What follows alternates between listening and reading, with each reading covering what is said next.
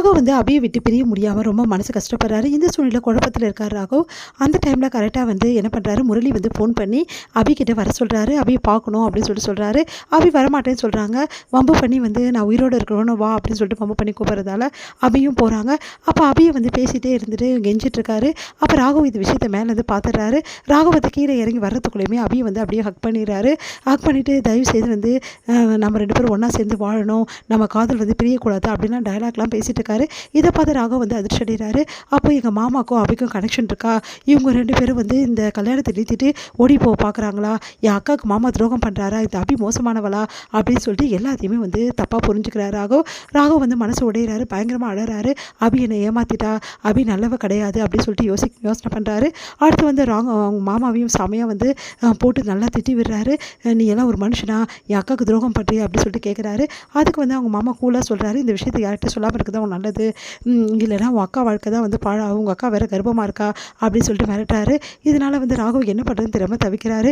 இந்த சூழலில் மாப்பிள்ளையை எப்படியாவது வந்து தூக்கிடணும் அப்படின்னு சொல்லிட்டு முடிவு பண்ணி என்ன பண்ணுறாரு, வந்து ஆகாஷை வந்து தூக்கிடுறாரு. இதனால் வந்து மாப்பிள்ளை காணோம் அப்படின்னு சொல்லிட்டு அபியோட கல்யாணத்தை நிறுத்திடுவாங்க அப்படின்னு சொல்லிட்டு முடிவு பண்ணுறாரு.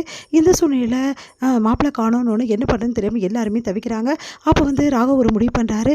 அபியும் வந்து என் மாமாவும் சேர்ந்து தான் வந்து இந்த கல்யாணத்தை வந்து நிறுத்தத்துக்காக ஆகாஷ் வந்து ஏதோ பண்ணியிருக்காங்க, இவங்க 2 பேரும் சேர்ந்து அந்த கல்யாணத்தை நிறுத்திருக்காங்க அப்படின்னு சொல்லிட்டு ராகவ் வந்து தப்பாக வந்து முடிவு பண்ணுறாரு. அதனால் எப்படியாவது வந்து அபி வந்து கல்யாணம் நடந்தே ஆகணும் அப்படின்னு சொல்லிட்டு முடிவு பண்ணி அவங்க பாட்டிக்கிட்ட நான் அபியை கல்யாணம் பண்ணிக்கிறேன்னு சொல்கிறாரு. அதை கேட்டு அவங்க பாட்டி வந்து ரொம்ப சந்தோஷம் பண்ணிடுறாங்க. எல்லாருமே சந்தோஷப்படுறாங்க. அபி வந்து ஆச்சரியப்படுறாங்க. ராகவ் சார் எப்படி என்ன அப்படின்னு சொல்லிட்டு யோசிக்கிறாங்க. அபியையும் வந்து அவங்க அப்பா பேசி வந்து சம்மதிக்க வைக்கிறாரு. இந்த சூழ்நிலை 2 பேருக்கும் நல்லபடி கல்யாணம் முடியுது. அடுத்து வந்து அபி வந்து என்ன பண்ணுறாங்க, ராகவ் வீட்டுக்கு வராங்க. அப்போ ராகவ் செமையாக டென்ஷனாக அபியை பார்த்தோன்னா அப்படியே வெறுப்படைகிறாரு. அபி ரூமுக்கு வராங்க. ரூமுக்கு வந்தோன்னே இங்கெல்லாம் நீ வராது அப்படின்றாரு. அதை கேட்டு அபி அதிர்ச்சி அடைகிறாங்க. நீங்கள் என்ன சொல்கிறீங்க அப்படின்னோடனே, என்னை விரும்பி தானே கல்யாணம் பண்ணிக்கிறீங்க, உன்னை யார் விரும்பினது அப்படின்னு சொன்னோன்னே அதிர்ச்சி அடைகிறாங்க அபி. அப்போ இந்த தாலிக்கு என்ன வந்து மதிப்பு இருக்குது, அப்போ எதுக்காக வந்து இறக்கப்பட்டு என்னை கல்யாணம் பண்ணிக்கிறீங்களா அப்படின்னு சொல்லி கேட்டோன்னே, அதெல்லாம் ஒன்றுமே கிடையாது, நீ பண்ண பாவத்துக்கு தான் உன்னை கல்யாணம் பண்ணிக்கிறேன் அப்படின்னோடனே அதிர்ச்சி அடைகிறாங்க. நீ பண்ண துரோகம் கொஞ்சம் நெஞ்சமா, அந்த துரோகத்துக்கு எல்லாம் உனக்கு தண்டனை கொடுக்கணும்னு நினச்சி தான் உன்னை நான் கல்யாணம் பண்ணிக்கிறேன் அப்படின்னு சொல்கிறாரு. அதை கேட்டு அப்படியே அதிர்ச்சி அடைகிறாங்க. நீங்கள் என்ன சொல்கிறீங்க, நான் என்ன பண்ணேன், நான் ஒன்றுமே பண்ணலையே, நீயா ஒன்றுமே பண்ணலை, நீ பண்ண பாவம் இருக்கே எவ்வளோ பெரிய பாவம் தெரியுமா, அது எல்லாத்துக்குமே வந்து உனக்கு தண்டனை தான் இந்த தாலி அப்படின்னு சொல்கிறாரு. அபிக்கு ஒன்றுமே புரியல. அப்புறம் நீங்கள் ஏன் என்னை கல்யாணம் பண்ணிக்கிறீங்க அப்படின்னு சொல்லிட்டு கேட்குறோன்னே, இங்கே பார், உன்னை பிடிச்சல நான் கல்யாணம் பண்ணிக்கல, உன்னை பிடிச்சது உண்மைதான், ஆனால் எப்போ நீ இந்த மாதிரி துரோகம் பண்ணியோ இதுலேருந்து உன்னை பார்த்தவே எனக்கு வந்து ரொம்ப கடுப்பாக இருக்குது அப்படின்றாரு.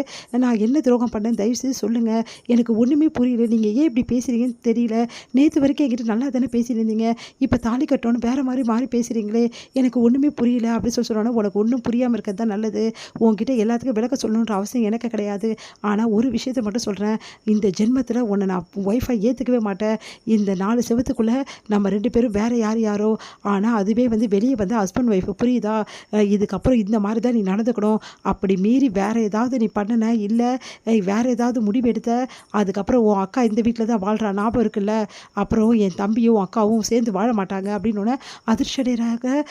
வந்து நம்ம அபி, நீங்கள் என்ன சொல்கிறீங்க, நீங்கள் என்னென்னமோ சொல்கிறீங்க, எனக்கு ஒன்றுமே புரியல, நான் என்ன தப்பு பண்ணேன்னு இப்போ வரைக்கும் எனக்கு தெரியல அப்படின்னு சொல்லிட்டு டென்ஷன் ஆகிடுறாங்க. இங்கே பாருங்கள், போக பார்க்குறாரு, ஒன்று நிறுத்துறாங்க. இப்போ நீங்கள் நான் என்ன தப்பு செஞ்சேன்னு சொல்லிட்டு போகல, அப்புறம் அவ்வளோதான், சொல்ல முடியாது, உன்னால் என்ன பண்ணுமோ பண்ணிக்கோ, இந்த விஷயத்தை நீ யாருக்கிட்டையாவது சொன்னேன்னு வச்சுக்கோயேன், அதுக்கப்புறம் உன் வாழ்க்கை கிடையாது, உன் அக்கா வாழ்க்கையும் அவ்வளோதான் அப்படின்னு சொல்லிட்டு போகிறாரு. அதை கேட்டு ஒன்றும் புரியாமல் பயங்கரமாக கதறி அழறாங்க அபி. நான் என்ன பண்ணேன், எதுக்காக இவர் என்னை வெறுக்கிறாருன்னு தெரியலையே அப்படின்னு